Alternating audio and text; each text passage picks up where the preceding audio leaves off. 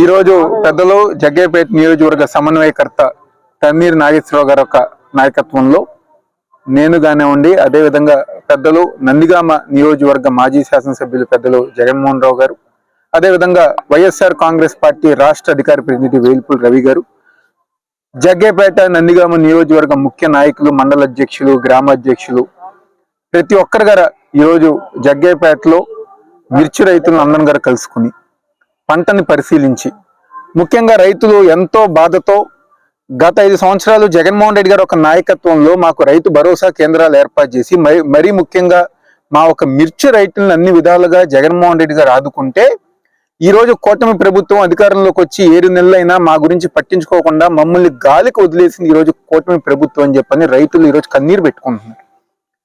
జగన్మోహన్ రెడ్డి గారు ఉన్నప్పుడు మాకు రైతు భరోసా కింద డబ్బులు ఇచ్చేవారు, మమ్మల్ని ఆదుకునేవారు. ఈ రోజు మాకు 20,000 ఇస్తారని చెప్పని మమ్మల్ని నమ్మించి మోసం చేసిన కూటమి ప్రభుత్వం ఈ రోజు మాకు ₹1 గారు ఇవ్వకుండా మమ్మల్ని మోసం చేశారు. మరి ముఖ్యంగా మా ఒక మిర్చి రైతులు ఇది వరకు జగన్మోహన్ రెడ్డి గారు అధికారంలో ఉంటే మాకు పెంటాకి దాదాపుగా 20,000, 22,000 వస్తే ఈ రోజు 10,000 గా రాని పరిస్థితి ఈ రోజు మా మిర్చి రైతులు ఒక ఇబ్బంది పడుతున్నారని చెప్తాం. అదేవిధంగా పంట నష్టపోతే దాదాపుగా ₹49,500 జగన్మోహన్ రెడ్డి గారు మాకు ఆర్థికంగా మాకు అండగా ఉండేవారు.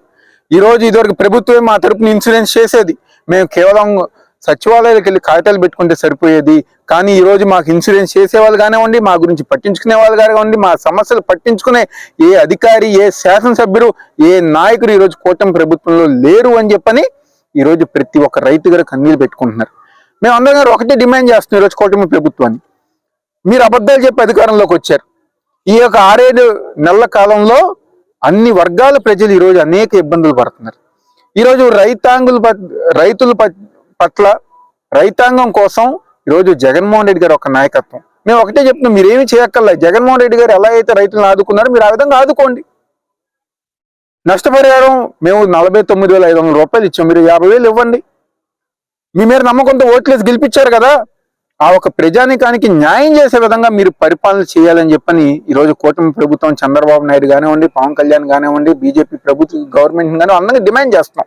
ఏదో దావోస్ వెళ్ళాము, అందరితో మాట్లాడాము, బిల్ గేట్స్ తో కూర్చున్నాము, కాఫీ తాగాము, ఈ కాదు మాకు కావాల్సింది.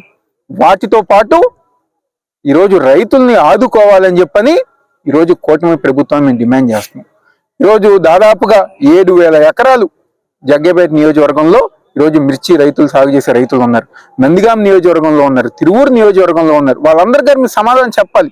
ఈరోజు ఆ ఒక వేరు వచ్చి ఎంతో ఇబ్బంది పడుతున్న రైతుల్ని ఆదుకోవాలని చెప్పని కూటమి ప్రభుత్వం డిమాండ్ చేస్తూ, తప్పకుండా మిర్చి రైతులకి జగన్మోహన్ రెడ్డి గారు ఒక నాయకత్వంలో వైఎస్ఆర్ కాంగ్రెస్ పార్టీ తరఫున మేము అందరం గారు అండగా ఉంటామని గారి సందర్భంగా చెప్తూ, ఇంత మంచి అంటే రైతుల్ని కలుసుకునే అవకాశం కల్పించిన జగ్గయ్యపేట నియోజకవర్గ సమన్వయకర్త గారు నాయకుల గారే ధన్యవాదాలు చెప్తూ సెలవు తీసుకుంటున్నాం.